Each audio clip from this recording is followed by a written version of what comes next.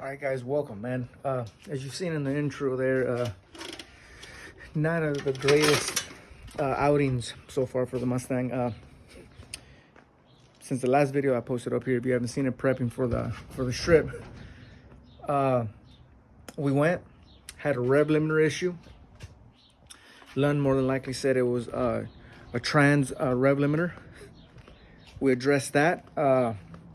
And I was able to pick her up past what the problem was is that I was getting to about 7,000 RPMs and the car was shitting me out.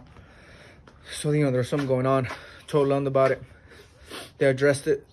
Check out these vids of me hitting over 7,000 RPMs on the street.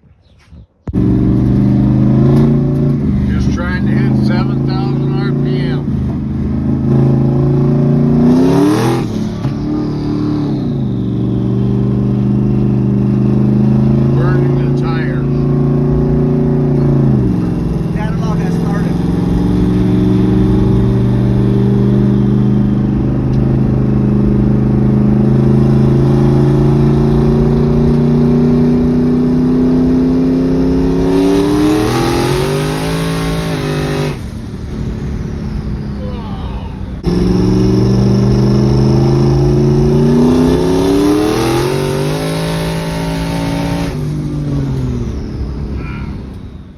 Okay, and then after, it was addressed, I felt good on the street. Just, getting to 7,000 more. Street's been getting a little sketch for me. So my whole thing was, just try to get 7,000, make sure she's not hitting the rev limiter. That way when we get to the drag strip, I know that she's going to, do well.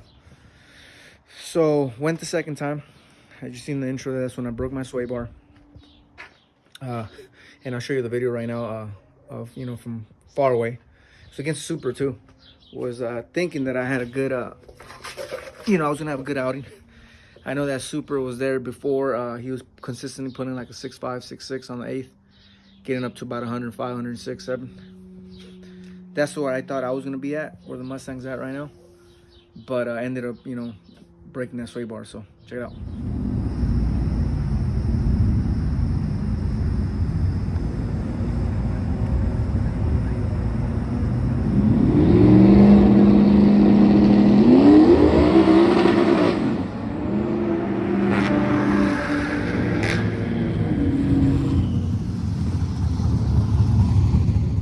So it leads us to where we're at now. All right, so guys, where we're at is, the Mustang's up on the jack right now. Sitting here. I removed the sway bar. Check it out. It's right here. Completely broken. I'm thinking she was already hurt, to be honest. This is where the bushing went, which would explain why I really, can get a good look in there. If it was already cracked. But I'm almost positive she was hurt already from so much abuse. I've had this sway bar for years, and it's a hollow sway bar. And every year I've been, adding more horsepower, more abusive hits. So it makes sense, that eventually gave out. It's 1 1/8 inch. I'm going with 1 1/8 inch again, but solid. It won't be hollow no more.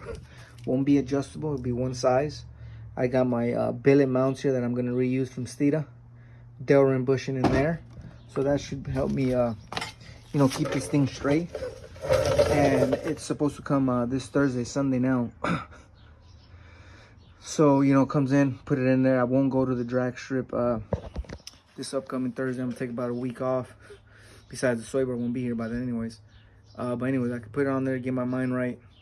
Went the past 2 times. Kind of took some hits, thinking that the car's going to perform and didn't. Get my mind right, put this thing back on there, test her out, see how she feels on the street. And then more than likely on the 23rd, it's looking like I'll be back at the track, ready to go. Because we got things to do. We have Fabulous 4th coming up in April that I really want to have the car performing then. TNTs to go to, obviously, to test. Want to enter a little competition this year called Modern Muscle. Here that we have locally. I want to see how she does against other cars that I know that are going to be performing there as well.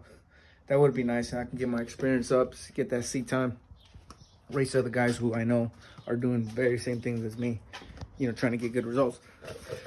So we got some things, for the Mustang that I'm working on. We've been hitting some speed rooms, but when don't you, So, but other than that, guys, the Mustang's down for a little bit, but just for a little bit. It could have been worse. Could have broken axle. I'm thinking, honestly, my slicks right now are helping me not break axles, to be quite honest with you. Yeah, I'm losing a little bit, maybe on the miles per hour, obviously on time. And eventually I'm going to go to a drag radial. But more than likely, when I'm ready with those axles, because right now I'm running GT 350 axles. A little bit stronger than the stock ones, but still, the power I'm going to be pushing on this thing is probably wise upgrade eventually, because as you notice, things do break. But right now, those slicks are helping me test her out, use these axles. Other than that, it's pretty decent cradle back here. Got polyurethane bushings, Dell rim bushings. I have spherical bushings on my control arms, got my airbags. I got Steeder IRS, support braces, billet arms. That was probably the last weak link to where I'm at, was the sway bar here. Not to say that nothing's not gonna break again. Probably is eventually, but at least it's strong there for now. I got the iron 3.55 gears back here, went from aluminum. If you guys know, in 2017 and down, automatics didn't come with that iron housing on the differential, on the pumpkin. So I ended up buying a differential out of a stick-shift car, 355 gears in it. Slap that on there, that way it can have some more, because those ears were breaking off right on the old transmissions. So yeah, but other than that, guys, I'll get back at you guys soon.